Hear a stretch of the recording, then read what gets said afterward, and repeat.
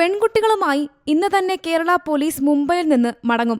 വൈകുന്നേരം 5:30 ട്രെയിൻ മാർഗം പൂനെയിൽ നിന്ന് മടങ്ങുമെന്നും നാളെ ഉച്ചയ്ക്ക് 12 മണിയോടെ തിരൂരിലെത്തുമെന്നും മലപ്പുറം SP അറിയിച്ചു.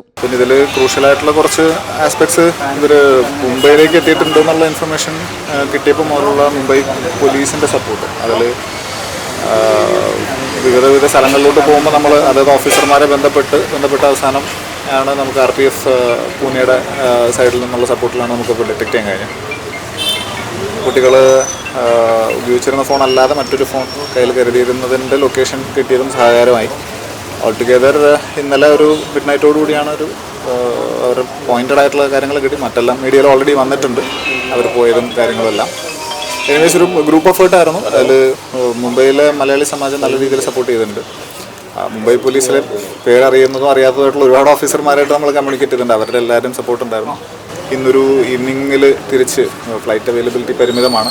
അപ്പം മോസ്റ്റ്ലി അവർ ഇന്നത്തെ ട്രെയിന് നാളെ നേരം ഉച്ചയ്ക്ക് മുമ്പ് തന്നെ ഇവിടെ എത്തുന്ന രീതിയിലാണ് നമ്മുടെ ട്രാവൽ പ്ലാൻ ചെയ്തിരിക്കുന്നത്. ഗരീബ് രഥ് എക്സ്പ്രസിലായിരിക്കും കുട്ടികളെ നാട്ടിലെത്തിക്കുക.